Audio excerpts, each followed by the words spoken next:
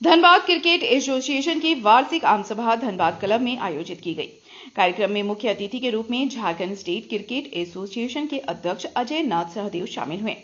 इस दौरान क्रिकेट के क्षेत्र में उल्लेखनीय प्रदर्शन करने वाले खिलाड़ियों को सम्मानित किया गया। बैठक में डीसीए अध्यक्ष मनोज सिंह ने पूरे वर्ष का लेखा जोखा प्रस्तुत किया और एसोसिएशन की उपलब्धियों को विस्तार से गिनाया। उन्होंने कहा कि विगत वर्षों में संगठन ने कई महत्वपूर्ण कार्य किए हैं और आने वाले समय में खिलाड़ियों को और बेहतर सुविधा देने की दिशा में कदम उठाए जा रहे हैं। मनोज सिंह ने बताया कि डीसीए का अपना अकादमिक हॉल बनाने की दिशा में पहल शुरू की गई है, जिससे साल भर खिलाड़ियों को अभ्यास और प्रशिक्षण का अवसर मिल सके। उन्होंने कहा कि उद्देश्य है कि जिले के क्रिकेटर न सिर्फ राज्य बल्कि राष्ट्रीय स्तर पर भी अपनी पहचान बना सकें। डीसीए के इतिहास में पहली बार किसी सदस्य की सदस्यता रद्द कर दी गई। सदस्य को कई बार स्पष्टीकरण का मौका दिया गया था, लेकिन उन्होंने अपनी स्थिति स्पष्ट नहीं की। अंततः कड़े कदम उठाते हुए उनकी सदस्यता समाप्त कर दी गई।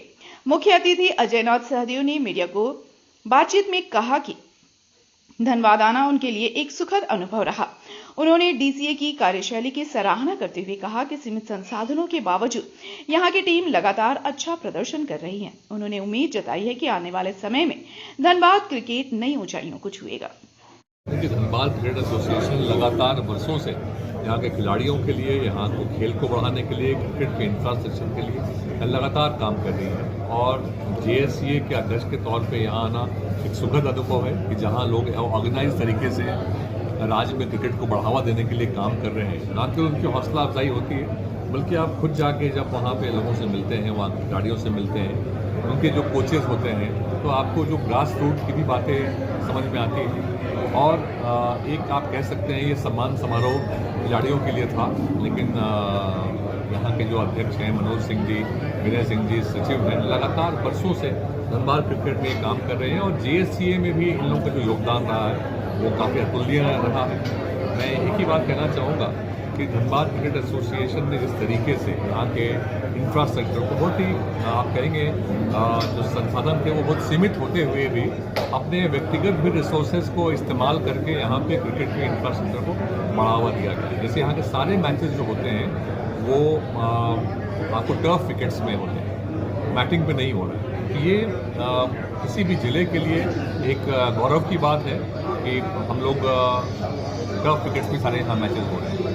अब मुझे लगता है कि झारखंड स्टेट क्रिकेट एसोसिएशन के अध्यक्ष के तौर पे हमारी कमेटी और मैनेजमेंट जो है वो धनबाद क्रिकेट के साथ में है, क्योंकि खिलाड़ियों को आगे बढ़ाने के लिए जो काम कर रहे हैं काफ़ी अच्छा हो रहा है। आपने आज भी देखा अपने एनुअल जनरल मीटिंग के बाद उन्होंने अपने यहाँ के जो प्रतिभावान खिलाड़ी हैं उन लोगों को सम्मान किया, जो टीम जीत के आई है, तो उनको भी एक हौसला अफजाई के लिए जिस तरीके का एक कार्यक्रम था, इससे हमें बाकी जिलों में भी इसका अनुकरण करके इस तरह के कार्यक्रम और करने चाहिए।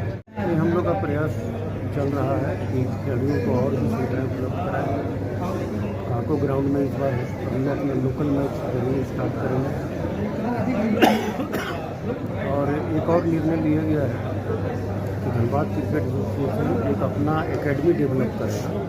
अब उसमें जो अच्छे खिलाड़ी हैं उनको ज़्यादा से ज़्यादा सुविधा मिली है, सालों भर उनको खेलने का मौका मिले, प्रैक्टिस का मौका मिले, इस पर हम लोग वर्कआउट कर रहे हैं। मैच की संख्या जो है वो निरंतर बढ़ रही है, इसमें क्वालिटी भी लाने का हम लोग का इरादा है और आशा करते हैं कि अगला सत्र जो होगा वो धनबाद क्रिकेट के लिए होगी। ग्राउंड की अब कमी नहीं है। क्रिकेट जैसे हम लोग 5 ग्राउंड में करा रहे हैं, वो 5 टर्फ विकेट पे झारखंड में, और ये सुविधा कहीं नहीं है।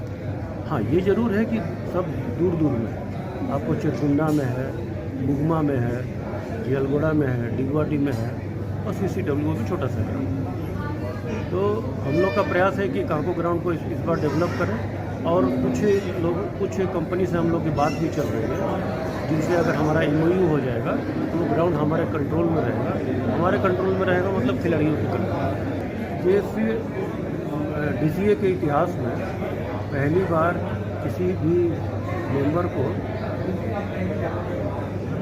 की सदस्यता रद्द की गई है और उस सदस्य के द्वारा काफ़ी प्रयास एसोसिएशन के विरुद्ध हुआ, उन्हें ऊपर अपॉर्चुनिटी दिया गया, मौका दिया गया और उन्हें मैनेजिंग कमेटी के निर्णय द्वारा उनकी सदस्यता रद्द की गई। उनको ये सुविधा दी गई थी या उनको ये मालूम भी होगा कि उन्हें अपील करने के लिए जनरल बॉडी में का रास्ता उनके लिए बचा हुआ था, लेकिन उन्होंने कोई अपील नहीं दायर किया। तो एजीएम में और कोई ऑप्शन नहीं था कि इसके अलावा कि वो जो मैनेजिंग कमेटी है उसको कंफर्म किया जाए। मैनेजिंग कमेटी ने का जो निर्णय है उसको आज जनरल बॉडी मीटिंग में कंफर्म किया गया। सदस्य का नाम श्री एस.ए. रहमान थे, जो पहले यहाँ के जनरल सेक्रेटरी हुआ करते थे।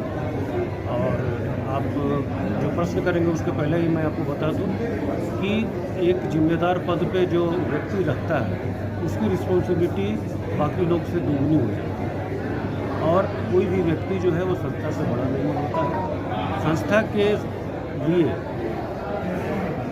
आदमी को कठोर निर्णय लेने पड़ते हैं, तो वही निर्णय आज DCA की बैठक में लिया गया। सभी सदस्यों ने इसका समर्थन किया है।